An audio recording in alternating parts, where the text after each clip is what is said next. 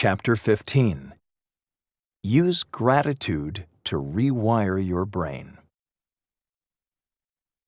One thing that nearly every law in this book has in common is that they take you out of a stressed state of fight or flight by making your primitive defense systems feel safe.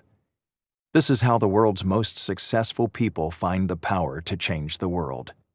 And the absolute best way to ensure that your body knows it's safe is to cultivate gratitude. The people who are at the top of their fields, do noteworthy things, have power, and use it to serve others, know that gratitude is not just something that is pleasant to feel, it is vital to having the energy to do what they do and to enjoy life while doing it. It's easy to be grateful when life is going well, but having gratitude for everything, even your worst traumas, setbacks, and obstacles, is not simple. Yet, as these luminaries have attested, it is essential. Instead of falling into the trap of self-pity or creating a narrative that the odds are stacked against them, they did the hard work of seeing the beauty in their darkest moments. Many of the people I interviewed said they wouldn't be as happy or as successful as they are today if they hadn't found a way to be thankful for their struggles. The same goes for me.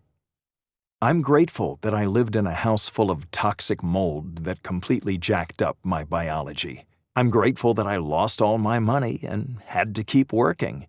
If I hadn't lived through the pain and difficulty of those moments, I wouldn't have learned the valuable lessons that inspired me to create Bulletproof and share what I've learned about how to create more energy than I thought I was supposed to have.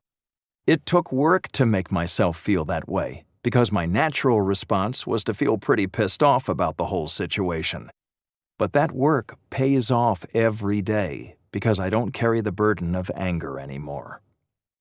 If you were to skip every other chapter in this book and read just this one, you'd still be ahead of the game. Gratitude is that important. And it's a skill you can learn to develop. With regular practice, gratitude leaves a lasting imprint on your nervous system, making you more sensitive to positive thinking. This means that the more you practice gratitude, the more you will default to positivity instead of negativity. Basically, life takes less work when you practice gratitude. The more you naturally tend toward positive thinking, the better you are able to transcend your base instincts and spend your precious energy moving the needle for yourself and perhaps the rest of humanity too. Law 44. Gratitude is stronger than fear. Overcoming fear that does not serve you is necessary to access your greatness. Courage works, but it takes a lot of energy to maintain. Save courage for when your life is actually on the line. The rest of the time, use gratitude to turn off fear at the cellular level. Freedom from fear leads to happiness, and happiness is what makes you perform your best at whatever you choose to do.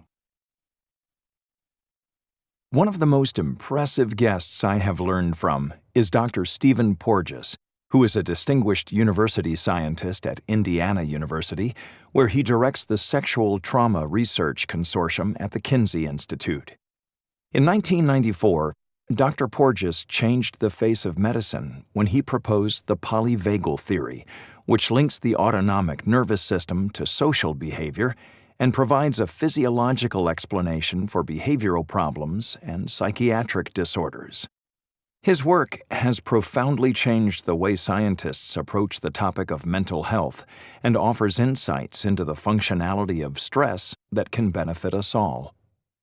Known as the wandering nerve, vagus is Latin for wandering, the vagus nerve starts at your brainstem and wanders throughout the body, connecting your brain to your stomach and digestive tract, as well as your lungs, heart, spleen, intestines, liver, and kidneys. The vagus nerve's main job is to monitor what's going on in your body and report information back to your brain. It is a key component of your parasympathetic nervous system, which is responsible for calming you down after your fight-or-flight response revs you up. The strength of your vagus nerve activity is known as your vagal tone. If you have a high vagal tone, you are able to relax more quickly after experiencing a moment of stress. Low vagal tone is the opposite and can keep you in a chronic state of fight or flight. Clearly, being able to override your default programming and calm down more quickly after experiencing a moment of stress is important. Luckily, according to Dr. Porges, it is possible for anyone to improve his or her vagal tone.